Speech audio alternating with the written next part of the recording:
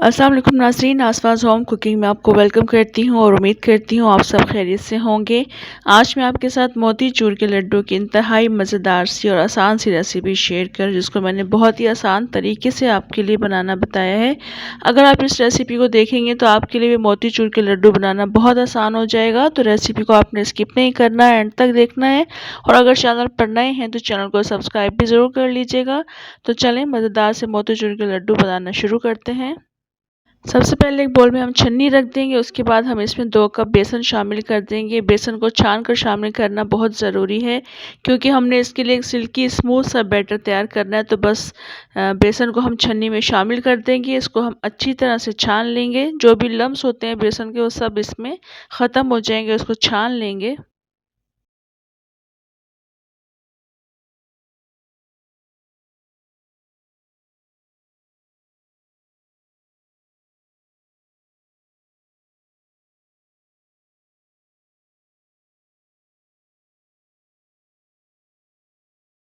बेसन को अच्छी तरह से इस तरह से गुठलियाँ रिमूव करते हुए इसको छान लेंगे और उसके बाद फिर हम इसको पानी के साथ गूंद लेंगे।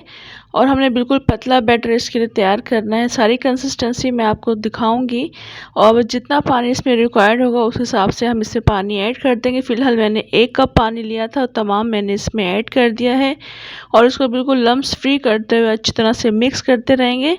इस वक्त भी आप देख सकते हैं ये बैटर काफ़ी ज़्यादा थिक है तो थोड़ा सा मैं पानी मज़ीद इसमें शामिल करूँगी। 1 कप मैंने मज़ीद पानी इसमें लिया है मगर इसमें हाफ़ कप के बराबर मैंने पानी ऐड किया है और इसको अब बस मिक्स कर लेंगे और एक पतला सा बैटर बना लेंगे। यहाँ पर अगर आपको इसमें कलर ऐड करना है तो आप ऐड कर सकते हैं। मैंने 2 पिंचेस के बराबर येलो फूड कलर ऐड किया है। मोतीचूर के लड्डू का जिस तरह से कलर होता है उस हिसाब से मैंने इसमें कलर ऐड किया है। मुझे कम लग रहा था तो मैंने 1 पिंच मज़ीद शामिल कर दी थी, यानी टोटल मैंने 2 पिंचेस इसमें ऐड की हैं। ये ऐड करने के बाद इसको मिक्स कर लेंगे, अच्छी तरह से मिक्स करेंगे और उसके बाद मैं आपको चेक करवाती हूँ इसकी कंसिस्टेंसी। ये देखिए बिल्कुल पोरिंग कंसिस्टेंसी में, क्योंकि हमने इसकी बूंदियाँ बनानी है। बस इसको अब हम कवर करके रख देंगे। रेस्ट देना ज़रूरी है। 5 से 7 मिनट के लिए इसको कवर करके रख देंगे जब तक हम इसके लिए शीरा रेडी कर लेंगे।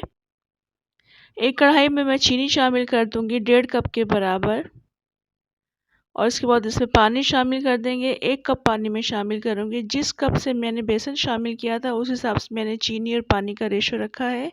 और 1 कप पानी शामिल करने के बाद अब मैंने इसमें चूल्हा ऑन कर दिया है। चूल्हा ऑन करने के बाद बस चीनी को डिज़ोल्व कर लेंगे, मिक्स करेंगे यहाँ पर। उसके बाद इलायची शामिल कर देंगे। 3 अदद हरी इलायची मैंने शामिल की हैं। आप इलायची का पाउडर भी शामिल कर सकते हैं। ये शामिल करने के बाद बस चीनी को हमने डिज़ोल्व कर लेना है।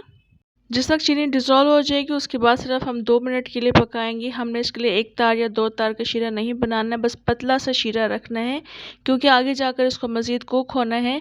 तो बस चीनी घुल जाने के बाद 2 मिनट तक कुक करेंगे, फ्लेम ऑफ कर देंगे। अब दूसरी कढ़ाई में हम ऑयल शामिल कर देंगे। ऑयल को हम अच्छी तरह से गर्म कर लेंगे।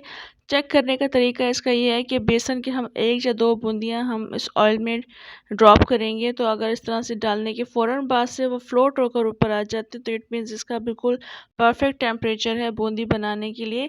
और इस तरह का चम्मच हर घर में अवेलेबल होता है। चावल चलाने के लिए चम्मच इस्तेमाल किया जाता है।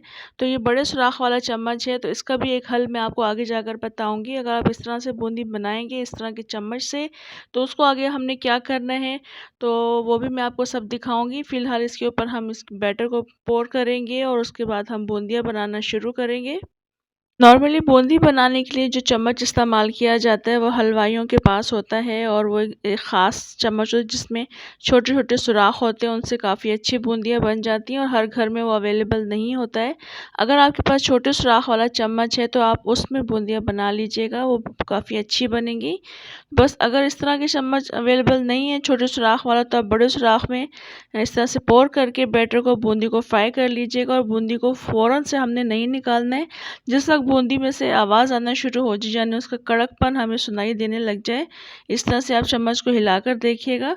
अगर वो सही से फ्राई हो चुकी हैं, कड़क हो चुकी हैं, तो फिर उसके बाद आप बूंदियों को इसमें से निकाल लीजिएगा। बाकी की तमाम बूंदियाँ भी हम इस तरह से डालकर फ्राई कर लेंगे। ये देख लें, बस इस तरह से बैटर हम उसके ऊपर पोर करेंगे और सब तरफ फैलाते चले जाएंगे और फ्लोट होकर ऊपर आ जाएंगे तो हम उनको टर्न करते रहेंगे, ऊपर नीचे करते रहेंगे। और उसके बाद जैसा वो कड़क हो जाएंगी, थोड़ी सी हार्ड हो जाएंगी, तो उसके बाद फिर हम इसको यहाँ से निकाल लेंगे।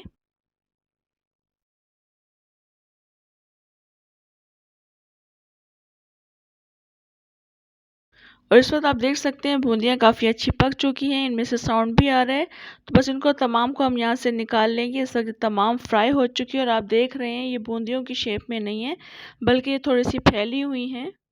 इसकी वजह यही है कि हमने इसमें बड़े सुराख वाला चम्मच इस्तेमाल किया था, जिसकी वजह से बूंदियाँ इस तरह से बड़ी-बड़ी बनती हैं। तो इसका भी एक हल है, अगर आपसे इस तरह की बूंदियाँ बनती हैं तो आप उसको ग्राइंड कर लीजिएगा। मैंने भी तमाम बूंदियाँ ग्राइंड कर ली थी और ख़्याल रखना है आपने कि बूंदियाँ बिल्कुल भी पाउडर फॉर्म में नहीं होनी चाहिए। आपने इस तरह से ग्राइंड करना है कि इसके दाने बरकरार रहने चाहिए, यानी मोटे-मोटे पीसेज़ इसमें नज़र आने चाहिए। तो तमाम बूंदियों को इस तरह से हम ग्राइंड कर लेंगे। अभी आप ये कह सकते हैं यहाँ पर कि हम फुल्कियाँ बनाकर भी तो ग्राइंड कर सकते हैं, मगर फुल्कियाँ बनाकर ग्राइंड करने में थोड़ा-सा वक़्त लगता है, मुश्किल होती है। बूंदियाँ बनाकर फ्राई करने में बहुत ज़्यादा आसानी होती है, बहुत जल्दी ग्राइंड हो जाती हैं। बूंदियाँ हम देख रहे हैं ग्राइंड हो चुकी हैं, दानेदार हैं, बस इस तरह से हमने करनी है। और अब हमने क्या करना है, शीरे को दोबारा से गर्म होने के लिए रख देना है। शीरा जब गर्म हो जाएगा तो उसमें से हम ये इलायचियाँ निकाल देंगे। इलायचियाँ निकालने के बाद हम वो तमाम बूंदियाँ जो हमने ग्राइंड करके रख ली थी, वो तमाम हम इसमें ऐड कर देंगे। ये आप देख सकते हैं बूंदियाँ दानेदार हैं, बस इस तरह से हमने इसको ग्राइंड करना है, बिल्कुल पाउडर फॉर्म में नहीं लेकर आना। तो बस इसको हम ऐड कर देंगे बूंदियों को इसके अंदर और चम्मच चलाते रहेंगे। तकरीबन 2 से 3 मिनट में तमाम की तमाम ने पानी इसका एब्ज़ॉर्ब कर लिया था, शीरा एब्ज़ॉर्ब कर लिया था और बहुत जल्दी ये पक चुकी थी। अभी आप देख सकते हैं इसका पानी ड्राई होना शुरू हो चुका है। बस इस वक्त हम इसमें 3 टेबल स्पून के बराबर 4 मगज़ शामिल कर देंगे। ये खरबूजे के बीज होते हैं जो कि इसमें शामिल किए जाते हैं, जो कि इसके टेस्ट को मज़ीद एनहेंस करते हैं। तो चम्मच चलाते हुए बस इसका पानी भी ड्राई कर लेंगे, शीरा एब्ज़ॉर्ब कर लेंगे और काफ़ी अच्छा ये हार्ड हो जाएगा। ये आप देख सकते हैं इस तक हार्ड हो चुका है, तो इसको बस अब प्लेट में निकाल लेंगे और प्लेट में निकालने के बाद इसको हम ठंडा कर लेंगे। बस इतना हमने इसको ठंडा करना है कि हाथ लगाया जा सके, ना ज़्यादा गर्म होना चाहिए और ना ज़्यादा ठंडा होना चाहिए। बड़ी सी प्लेट में इसको हम फैला कर रख देंगे, इसके ठंडा होने का वेट करेंगे। इस वक्त ये बिल्कुल नॉर्मल टेम्परेचर पर आ चुके हैं, मगर इसमें हाथ लगाया जा सकता है, यानी ये गर्म भी है। अब हम इसके लड्डू बना लेंगे। जिस साइज़ के भी लड्डू आपको रिक्वायर्ड हो उस हिसाब से बना लीजिएगा। बस इस तरह से हम हाथ पर प्रेस करते हुए गोल शेप दे देंगे और लड्डू बनाकर हम दूसरी प्लेट में रखते जाएंगे और तमाम लड्डू हम इस तरह से बना लेंगे। और जिस वक्त बिल्कुल ये नॉर्मल टेम्परेचर पर आ जाएंगे तो फिर इसको हम सर्व करेंगे।